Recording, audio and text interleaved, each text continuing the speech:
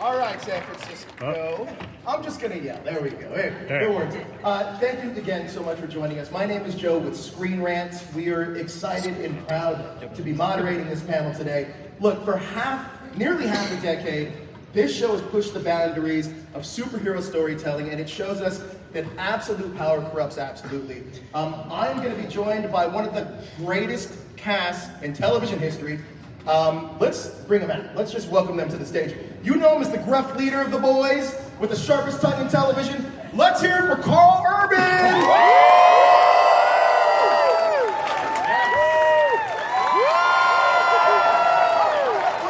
There we go. You know her as the quiet force of deadly precision, Fukuhara.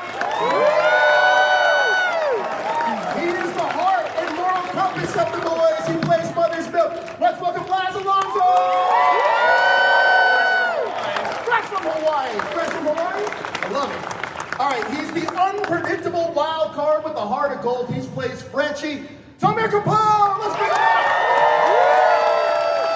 Last but not least, he was a member of the Seven. He's the fastest man around, but has one of the greatest story arcs on the show. Let's bring out Jessie T. Usher! All right, welcome to San Francisco, everybody. Thank you. Great to be here. Thank you very much. First of all, happy belated Thanksgiving. Did you guys have a good Thanksgiving? Yeah, bro. Spend it here in San Francisco, or were you guys with your families? I visited family on the East Coast. Been a minute since I've been able to do that. Got a lot of the family together and just did like a good old fashioned, potlucks. Everybody pitch in and cook a bunch of stuff, sit down and eat all night. It was great. Don't let him be modest. This guy is a professionally trained chef who cooks. That's what I told the lady. Amazing dinners. Thank you. I just had to throw that out there. Thank you, bro. Yeah. Laz, were you really in Hawaii? No, actually, one of the very generous people that came today to take a photo op. You got laid. I got laid. So, This is a boy band. Yeah. Laz is married. Ladies. I want to kick this off with you, Karl, because the tone of the boys has changed so radically from season to season. When you think back to season one, what's something that you didn't fully understand about Billy Butcher that now you kind of get a little bit more? Well, wow, that's a great question. I think, in season one, all of us were finding our feet to a certain extent. But I got to say, I think one of my favorite parts of the show, looking back at it, was each character's introduction. And I think that all of these guys came in and absolutely nailed the characters. And if you have a look at their first scenes, it's like anything you need to know about their character is already imbued within what the performances they were giving. So, but yeah, I don't know. I mean, the character of Butcher has gone on, quite a substantial journey, and particularly his obsession with Homelander and how far he's willing to go to achieve his goal. And it's really that sort of old adage of, are you willing to turn yourself into a monster in order to defeat the monster? And obviously at the end of last season where we left Butcher is, he went, yeah, why not? Hopefully we'll dive into that a little bit, as much as you can say. Karen, for you, there's this beautiful evolution of Kimiko's journey. Was there a moment across any season where you realized this show has kind of changed me as an artist? Wow, such deep questions. I know, this is going to be a little bit of a therapy session as we reflect out. San Francisco, San Karen. Francisco, you're right. The city in the nation. I think from the get, it was a huge change and a challenge for me because I was playing a mute character and I had never done that before. And obviously we wanted to pay respect to that community and do it the right way. So I think there was a lot of growth that happened as an actor on that side of things. And then, Kimiko just evolved over the seasons. She was given the power of sign language, and then she, I would like to say that her action sequences are some of the best in the. I don't think there's an actor on the show that does not envy your action sequences. I got really lucky. They let me do a lot of things. So, get the front seat. Oh yeah.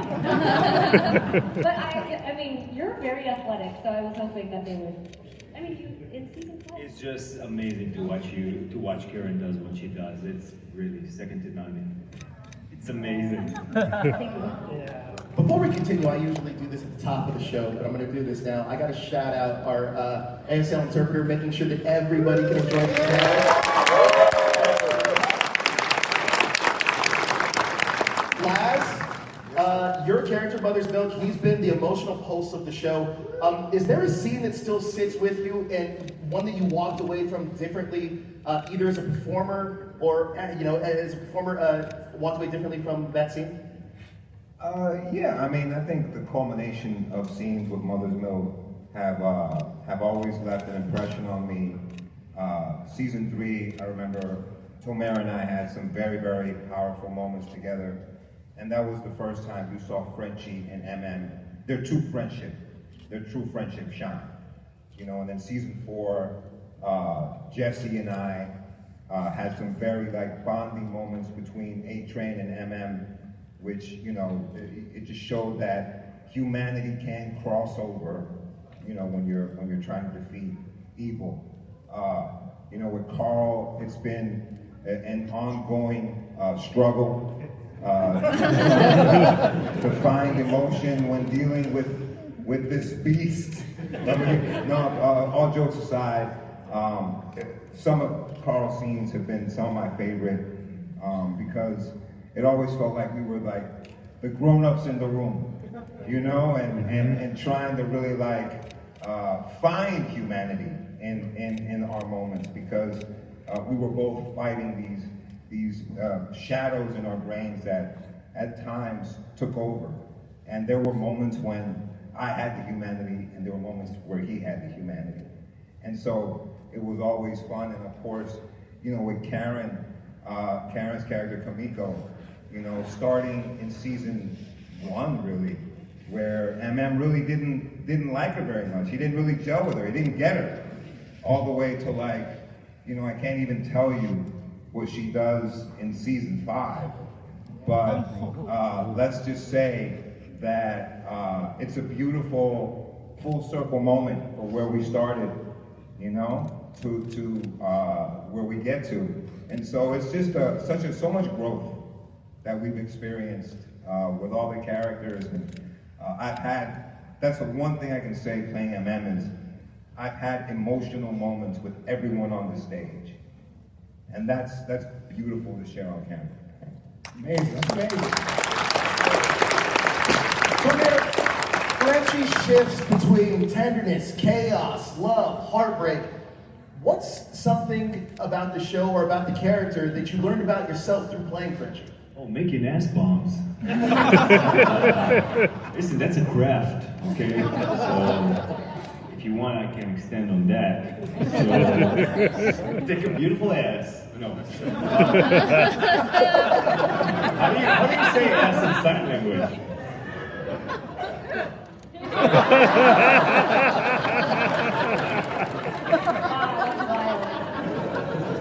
You have a nice.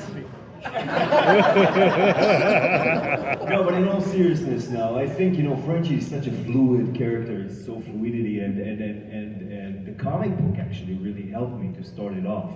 Because when I opened the first volume of the comic book, which I had immense respect to, I didn't know it, and then when I started, I was like, oh shit, this is what the show is taking its, inspiration from. And I was scared because volume 1, the first introduction of Frenchy is him and Mr. Charcutet at the bar, and it's a whole thing, and I'm like, I'm gonna play this guy. But then I got another volume and another volume and another volume, and in each one, Frenchy is so different, even illustrated different. And that was my opening to get in and find this guy a little bit from here, a little bit from there. So I love how you mentioned him about being a little bit of everything. But, bottom line, he's the trouble kid of the family. The boys, I think, part of what makes it work for all of you guys together with us is the fact that it's a family. right? You got the, dysfunctional father, and mother's milk I don't need to extend, you know, the two troubled teenagers, and obviously, you know, the good boy, Yui, and Petit Yui, and that just gives us a lot of room to play, you know. Jessie, I really love A-Train's arc. From season 1 to where we are now, we're seeing a real big evolution and redemption within the character. Looking back at season 1, Jessie, what would you tell him about your character's journey and what this whole show is meant to? When you say him, what would I tell A-Train? No, what would you tell Jessie? Oh, wow. What would I tell Jessie about the arc? Well, one, when I met A-Train,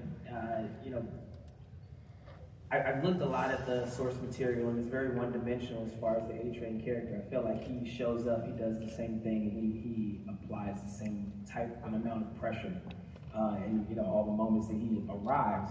And then when you get to the series, it's very different. You know, he starts off cold, a lot of layers and walls up. And little by little, slowly but surely, we sort of peeled each of those layers back and just exposed who he really is and how he really feels, what he actually cares about. And, I didn't see any of that coming.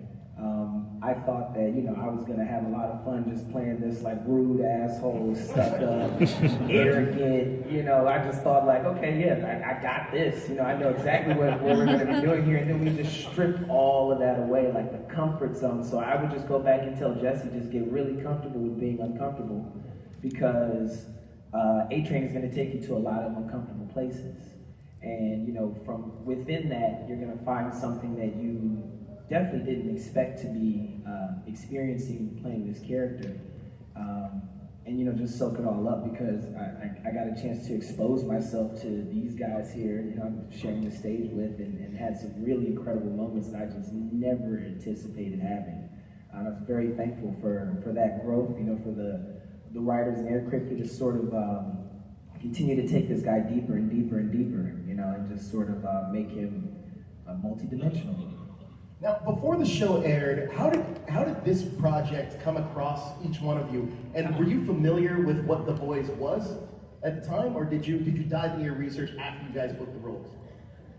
I'm gonna start. I did not know what The Boys was when I started this show. I didn't even know that they had source material until after I booked the role.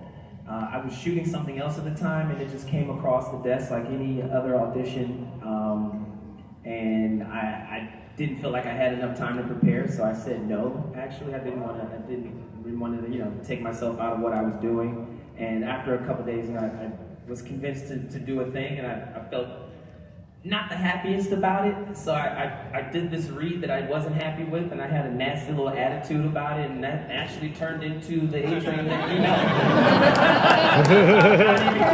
I'm not even kidding. Yeah. You know what I mean? I'm like pissing off every one of these lines because I was like really wanting to get back to the thing. And then Kripke calls me and says, "You got this attitude when you're talking about Robin as if you're like disgusted that she was even, in your world." And I was like, "Yeah, that's exactly what we were going for." And he's like, "I love that." So we built on that, you know what I mean? And then after the fact, I booked the role, and I knew that we were going to be getting going. So I said, "Well, send me everything. Let me see what we're doing." And it was like, "Holy shit, this is what we're doing." I should have told me before we agreed to this thing. I thought I was going to be blacklisted, but here we are.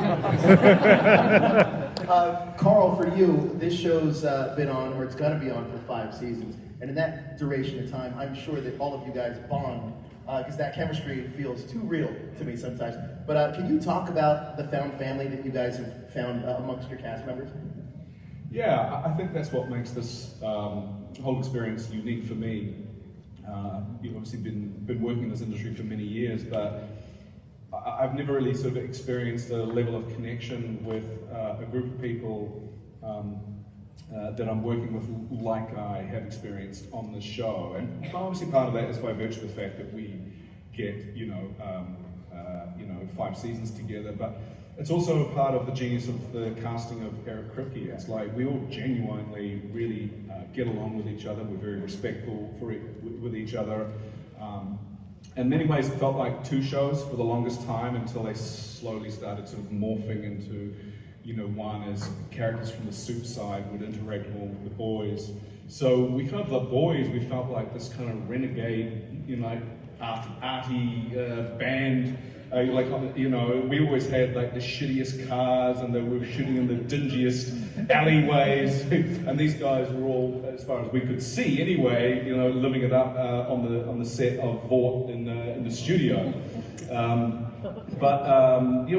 We bonded quick. We had an art project where we all decorated our set chairs, and we had with them from season 1 through to season 5. Like everybody did a deck chair in the flavor of their character. And so when we weren't shooting, I think it was one of my favorite parts of the show, when we weren't shooting, we were all hanging out with each other on the side of whatever set, like playing backgammon, listening to music, just laughing and joking and hanging out. And that to me still remains my most favorite part of this whole experience was these guys. That's incredible. That is incredible. For you, your art moved away from silence to owning your own voice. Was there a turning point in Kimiko that surprised you? Oh my goodness, I mean, all of it, right? I think the biggest surprise came when I read the script for the musical episode, and I knew that Kripke had been wanting to put a musical number in from the season before the one we did. But I never would have thought it would go to the one silent character. And I just think that's such a genius idea because it's the most unexpected, Sure. And then I got to taking singing lessons and dancing lessons with him, and I think that season is probably my favorite because I got to really sink my teeth into the rehearsals of it all, and then it all really paid off in the end. I think it bonded us too. And you helped me pull termite out my ass. I did do that. Which is point in your career. Come on. Yeah, for that. Yes. That's my new special power. No, I love that. Laz, for you, what's the sorry. What's the You're married. That's right.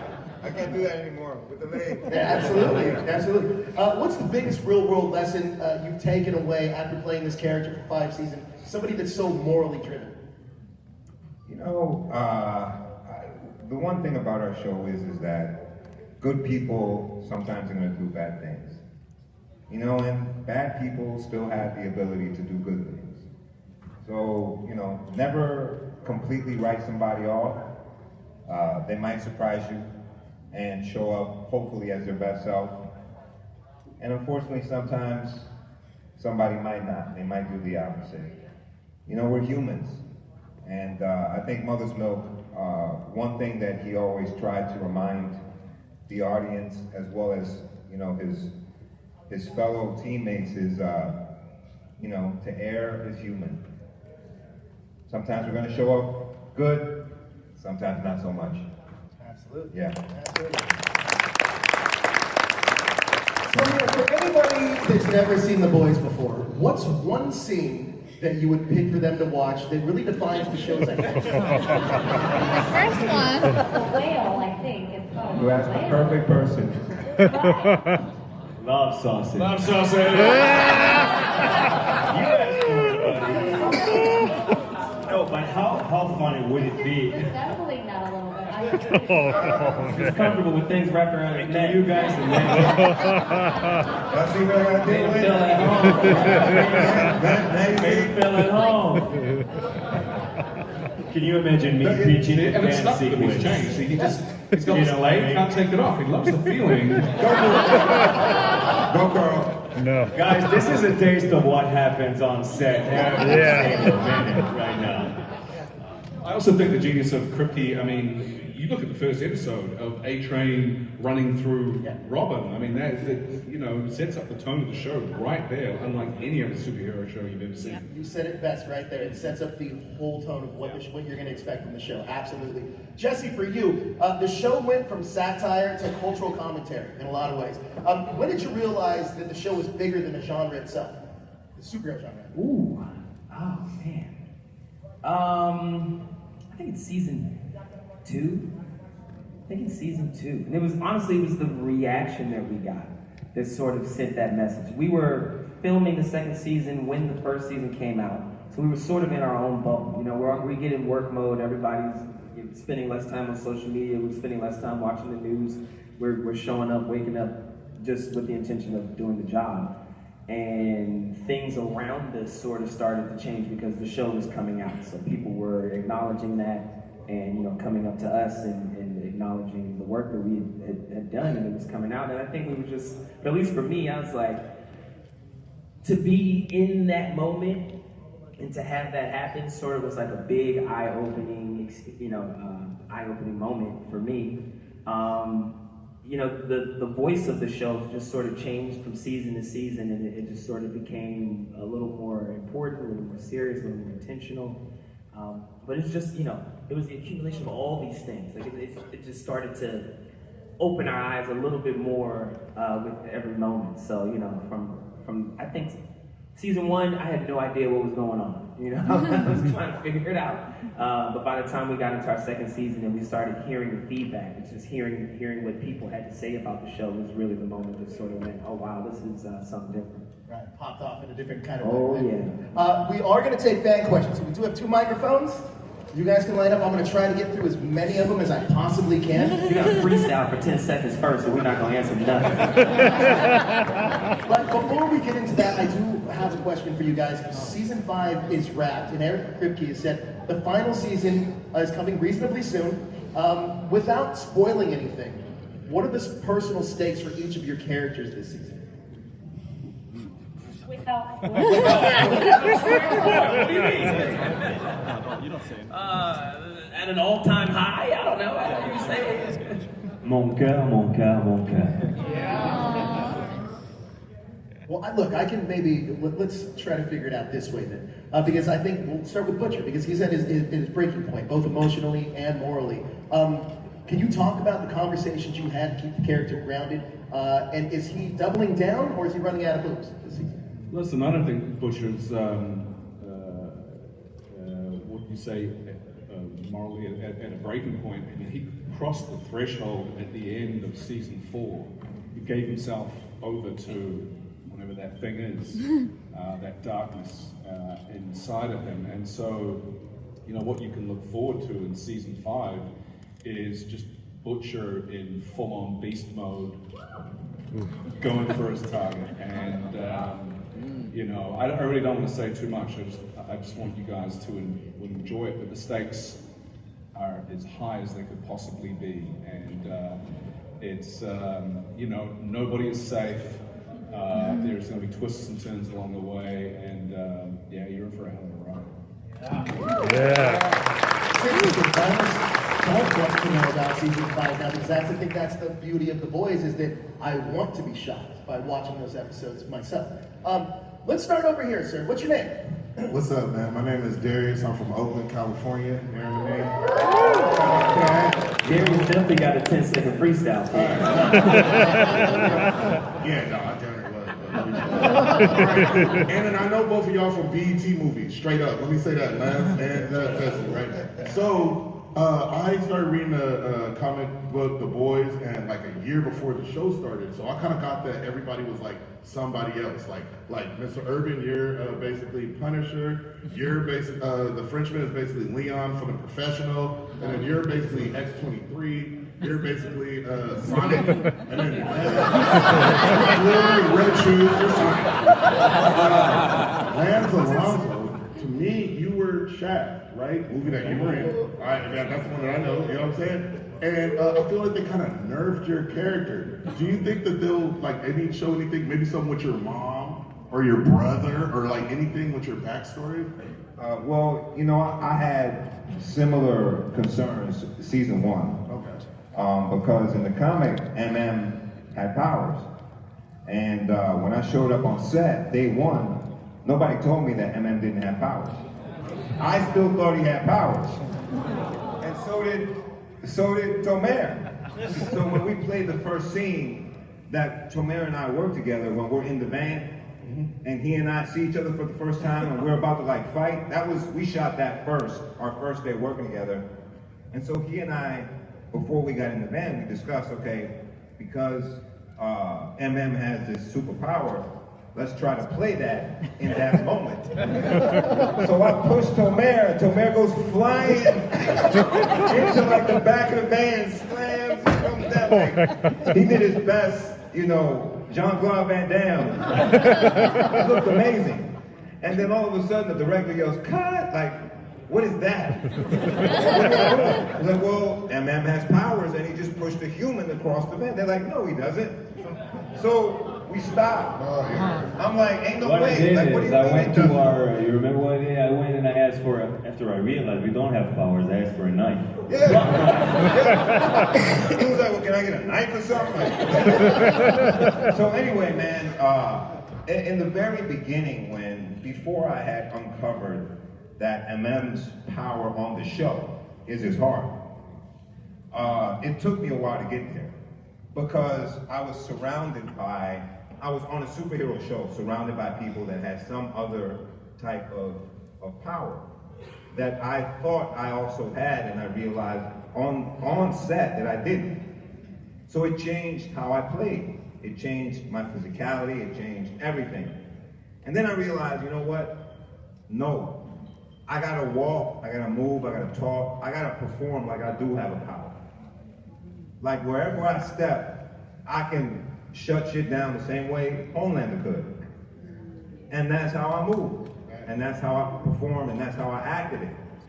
And even though my power wasn't technically from the V, it was from the heart. And that's why I see the dream. Whenever I ran into Soldier Boy, I wanted to beat his ass. With or without powers. Thank you very much. Thank you, man. Thanks for sharing that story. That was amazing. Thank you. Hello, how are you? Okay, I'm cool. So, Karl, I've been wanting to know this forever. How the hell were you able to see anything out of the helmet and dread? Yeah, the truth was you couldn't really see. Not a very practical uniform or wardrobe, but hey, looked good. Oh, yeah. Yeah. Doesn't look like you could have seen shit out of that. No, you can't see shit. And that bike, it's a bike that's cracked as well. That was my It's got a terrible turning radius. That's what I was curious about, because you did ride that bike yourself, right? I did. So how did they safely shoot that when you can't see a goddamn thing? I didn't think about that. Good answer. Good answer. Thank you. Thank you so much. Hello. Hello, my name is Joshua, and my question is, what was your favorite moment on working on The Boys for all of you? For all of you. Favorite moment? There's a lot. There's so many. I think a defining bonding moment for me was the whale sequence, because it's kind of like joining a frat or something, and like, you gotta be like miserable together. And that day, I got really seasick. I had all the patches on. I took all my Dramamine and everything, and I still, it's like 14, 15, 16-hour day, and especially with him driving the bus, it was... You didn't have any helmet on, so... It was full throttle, but I think Last tells the story of Jack on that boat well, so I want him to... Listen, I can't even get to the story about Jack because you were supposed to be the sweet, innocent one of the group. Like, this guy plays practical jokes nonstop. This guy's a close second. I love practical jokes too. I'm not gonna act innocent here. She's supposed to be the one that is safe, the safe one. No! She was snapping pictures while you were eating items. Yes. Yes. And, you can't trust this one. Oh, yeah. She's dangerous. They came around on set and they had these chocolate bananas, chocolate coloured bananas, and she snapped this photo of Lance fully diving into this chocolate banana. We had fun with that one. Like you're hungry, you're just getting a snack, and she's snapping pictures of you eating a chocolate banana.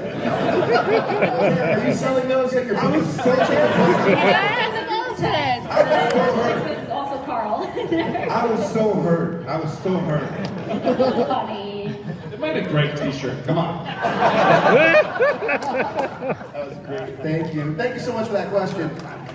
Yeah, I did. Hello, how you doing? Hi, my name is Odin.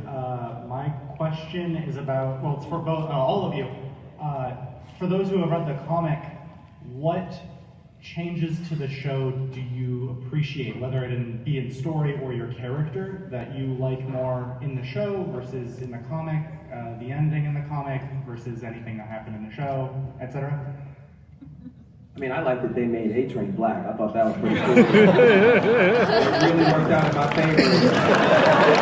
I don't think it would have worked out the other way. That was like a pretty straightforward, direct change that I thought. I'm very thankful for that. Yeah. But also like the longevity of the character too. You know, I felt like A-Train didn't last very long in the comics. You know, so the fact that they've, well, I mean, he had a couple of heart attacks in the show. And the fact that they even, you know, kept him going, I thought was pretty incredible too. But you know, there's a lot of connective tissue in the show that's not in the comics. You know, I get to interact with a lot of these different characters that I don't ever get a chance to meet in the comics. So for me personally, I appreciate that the most. Thank you. Thank you. Hello. Hey, Dave from Walnut Creek here. Hey, Dave. Question kind of just for all of you guys. I know in the last couple seasons, it seems like the producers have just kind of jumped into things with progressively more and more shocking items in the very first episode. So can we kind of expect a build-up this year, or are we jumping straight into exploding genitalia again? I think we throw you in the deep end, but in a good way, because the stakes are as high as they can possibly be. So I think that the real thing to look out for in season 5 is, like, you know, on an emotional level, as far as the characters go and your attachment to characters, there's going to be some big hits early on in the very first episode, and that's probably what is going to make you realize, oh, this shit's for real. This is, you know, the stakes couldn't be higher, and anybody's fair game. That's it. Not wait for the season. Hello, how are you? Good, how are you? My name's Robbie. I was curious, as actors, how has it been taking characters that were like from a source material directly from like a comic and being able to sort of evolve them into your own? As the stories like diverged from that, having like, you know, the character evolve and being able to sort of help define that? I mean, we had a lot of help, you know, with Kripke in the writer's room, and those guys just have a pretty good grasp on the characters before we even touched them. So we were able to ask a lot of questions and get good answers. You know, I think I was leaning on Eric a lot in the first couple of seasons, you know, asking a ton of questions. Why would A-Train do this? Why would he say that? Where is his parents? Where is his family? You know what I mean? Like, how did he get here? Because we meet him and he seems like, yeah, he has his brother, but that's pretty much it. You know, he seems to be pretty alone in this world of madness, and he doesn't seem to have any friends or family or anything like that outside of the one character that we met.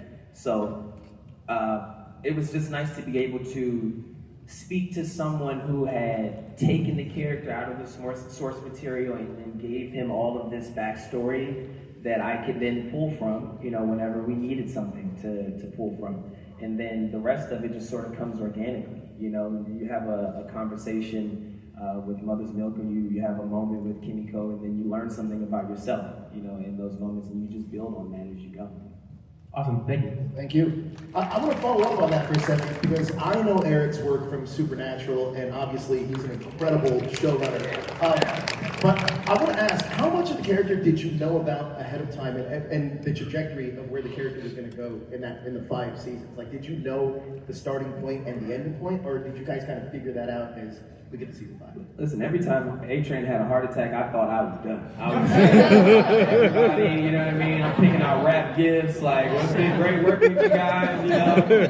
I'm gone in season 3. It's like, all right, well, it's been nice again. I'm gone in season 4, you know what I mean? So it's just like, we never really know. You know, we get the scripts as we go. So we're literally shooting, you know, 101, we've got 102, 103, but we don't know what's gonna happen in 104, 105, 106. So, like, you know, like I said, I'm turning the page, I see a heart attack, I'm like, this is it, you know? He's not gonna survive too, you know, whatever, but it just happens, and it actually makes it kind of fun, you know? It's kind of exciting, because you don't really know, and then that also gave us something to bond over as well. We get to the end of the script and everyone's hitting the group chat, like, did you see, did you hear? And I didn't read it yet. I'm like, wait a minute, don't say nothing yet. You know what I mean? But yeah, it's just, it was a learning experience. We sort of picked it up as we went along. It's amazing, it's amazing. Yeah, down for the ride. Awesome. How are you?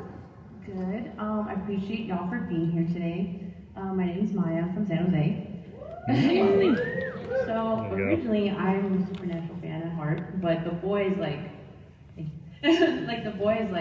elevated that. Like, I love Kripke's mind and how crazy and off the walls he is. But this is more like a behind the scenes question. So I know Jensen's on season 5.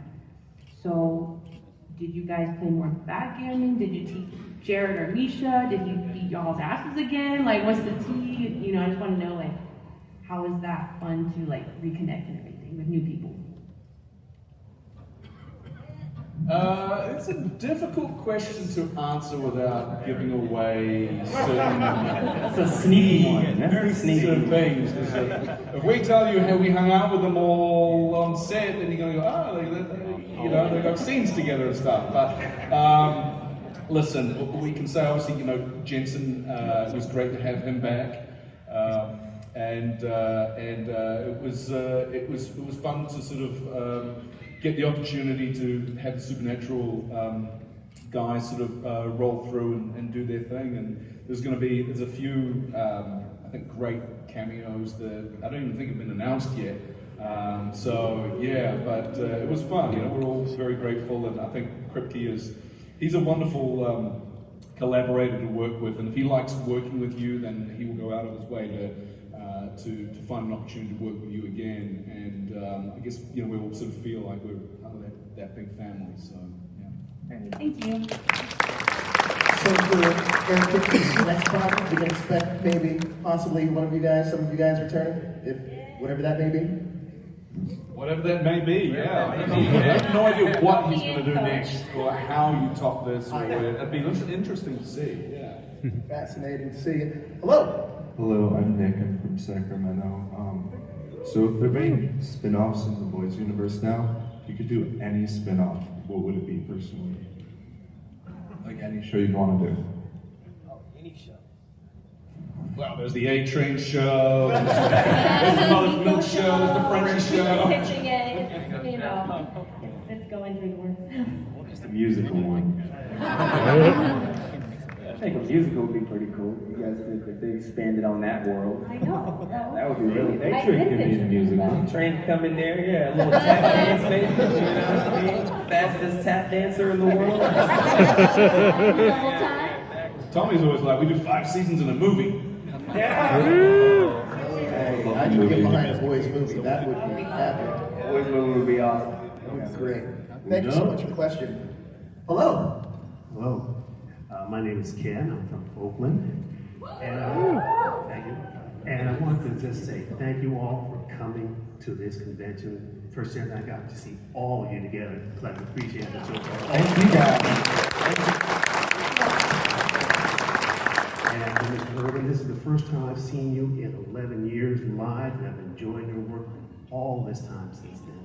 The question I have for you is when you're working on a role where you're not in your normal, natural accent. For example, like in Star Trek, when you did the voice of McCoy, that Southern gentleman. Is that something you developed yourself, or did you work with a dialogue coach? You mean specifically for For the McCoy character or all characters? For all characters you work with. It's all different, yes. For McCoy, I worked with a US dialect coach, and we had a look at what late great DeForest had done, and you sort of worked out what a younger version of that character sort of would sound like. So it was important to me that there'd be some semblance of recognizability, and so it was really sort of identifying not only the voice but body language and certain mannerisms that I could cherry pick without, trying to do a caricature or an interpretation.